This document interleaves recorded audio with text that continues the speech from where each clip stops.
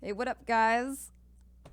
So, I saw the Atlas passive tree, and I couldn't wait to share with you guys what I decided to do with my passive tree. What I think is generally a good early strat for getting map completion as well as getting XP and some currency. And then I'm going to show you my end game tree for what I like to do. So I went straight up the middle and I grabbed myself area has additional strongbox right off the bat.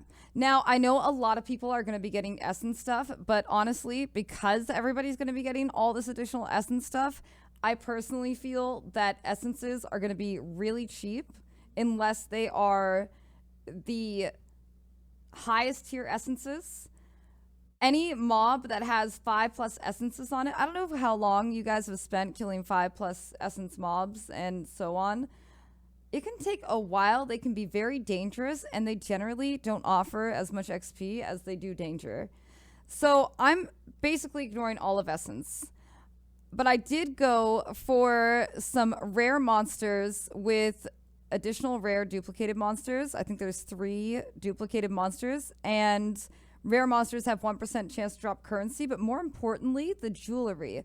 Because what is one of those things that I feel I always struggle with is finding the right rings or necklaces or just some little upgrade that would have like made my life so much easier. So not only is it just like more map rares to go, it's some jewelry, which is nice early league. I went up here for the Kirak missions. I think everybody's going to be going for these Kirak missions. I think they make the most sense. You get 60% Atlas scouting reports here. If you go all the way down the right and left side of the tree, you get an additional 20% from Planar Tactician and another 20% from Solidarity. So that's 100% Atlas scouting reports found in areas. So you should be finding a scouting report every time. And not only that, but there's really like the operatives in particular add extra reward content to your missions. I don't even know exactly what that means. Does it just mean more loot? I want it. That's all I know. That's all I know for sure. So definitely for me, that's a big plus. That's a huge plus.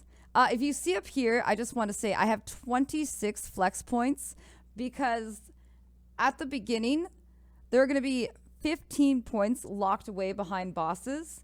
And I like to make it available. Like maybe I want a little bit of harvest. Okay, I put some points into harvest. Maybe I don't need harvest anymore. Maybe I want to go more for strong boxes. I go bigger into strong boxes, or I change my mind and I go for. I actually do go for essences. Maybe I decide to go. So I just wanted to give myself the option to go wherever I wanted.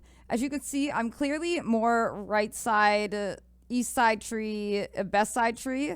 Because first, all the Harbies are over here. So Harbies just equal more currency, more monsters in the map.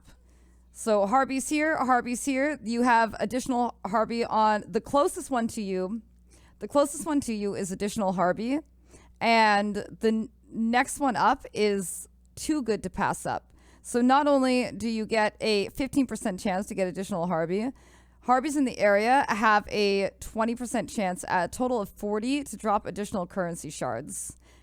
So that is just, and not only that, but currency shards by Harbies have a chance to drop as a currency item. So you can just get a full annul or a full ancient orb. People love ancients.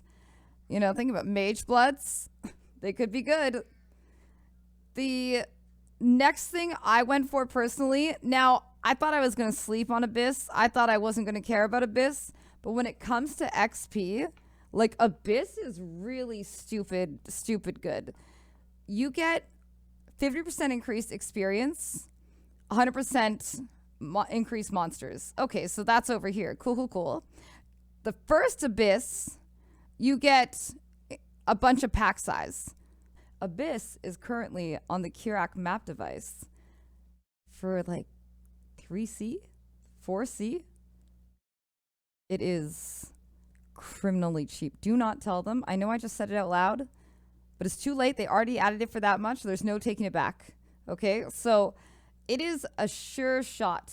Now, the next node is really spicy because Abyss monsters in the area grant 50% increased XP, and Abysses in areas spawn 100% increased monsters. Now we got 130% increased monsters in the area. And then right past the Harvey, guess what? More Abyss. You get such, it is almost an illegal amount of pack size rare magic monsters.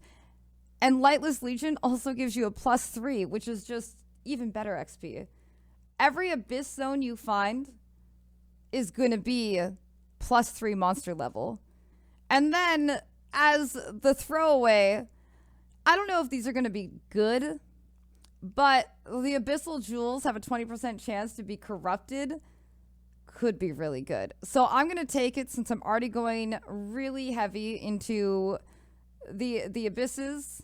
And with this tree, I think that I'm going to be making a bunch of XP, a lot of currency. I'm going to have 26 flex points to put wherever I want. So if I want to put in expedition, expedition's right here. If I want to decide, if I want to go for incursion, incursion is all right near us. So the next tree is my personal end game Atlas passive tree. It's the things that I find really intriguing about the tree, the things that I love the most about Path, the things that I wanted to farm. There's so much that I wanted and I had to give up. And as you can see, there are 0 points left. I am completely pointed out, but I will go through it and let you know what I went with and why. I like strong boxes. They add more monsters to the map. They have potential to give me something pretty good. I think that one of the best ways to go up, honestly, you'll find a theme with my Atlas passives. I rarely take these side notes because I just feel like it's the most efficient to go up through the middle. Not only that, but again, I go for Spoils of War because it's the additional rare monsters. Then, now here's the wild card. This could backfire on me. I may take this out later, but I went for shrines because I feel like shrines are actually going to be incredible. I think somebody in my chat did the math, and I think they said like 119 seconds on your shrines if you grab all the shrine nodes. And I was like, okay, that's absolutely nutty. I'm obviously going to be testing that out. My favorite thing to do in Path is bossing. Everything else is a step to get to bossing.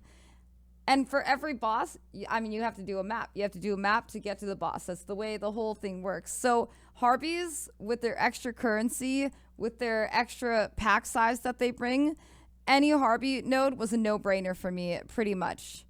I'm also a big fan of Expedition. I know some people are like, Expedition, but I like it. I like it a lot. So for me, I went with all of these Expedition notes. Now, if you like my tree, but you're like, Val, Expedition, that's gross, you can just take out all of these points and all of these points, and that will leave you with 4, 5, 6, 7, 8, 9, 10, 11 points that you can mess around with wherever else you want. I went up with these small little Nico nodes because it was actually the most efficient way to save myself more nodes while grabbing myself the Harpy boss, because the boss, I mean, with the boss comes the loot, right? Like, truly. And the additional % chance to have Harpies in your map. Not only that, I can add it on with Scarabs. It's great. And the shrine node, more shrine nodes are right below. So I have on this shrine 50% chance to be guarded by an additional pack of monsters and guarded by at least one magic pack. The next one is shrines grant a random additional shrine effect.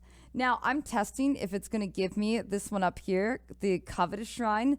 I don't know if it will. I don't know if it won't. But what I do know is that that's still a good chance for a speed shrine, and I like those odds. I like it. It sounds good to me.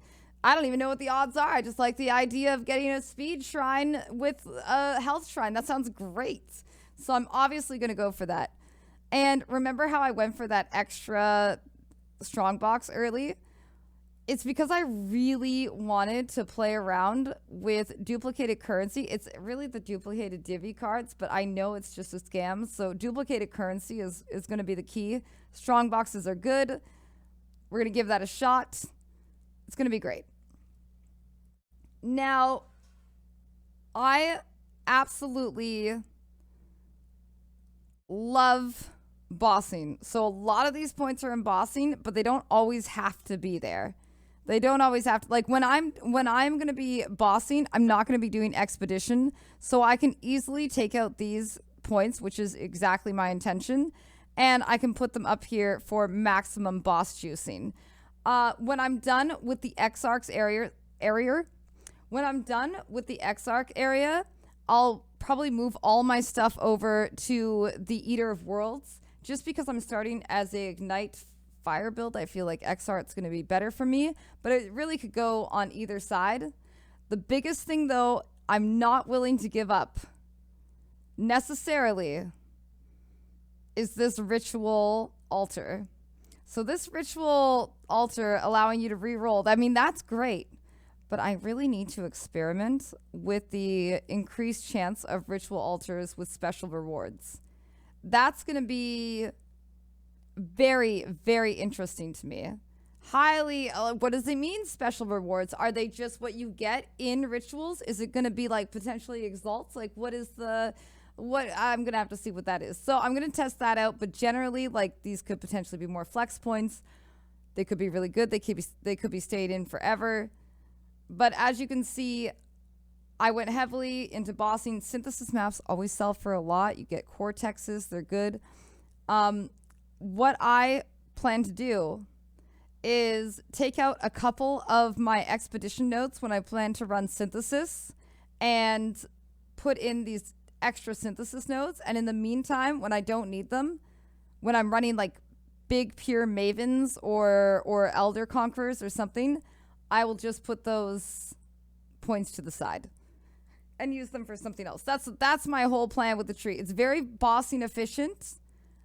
And when I have to go back to grind maps, I can just take out like 5 points here and switch it over, and we're good to go. It's no problem.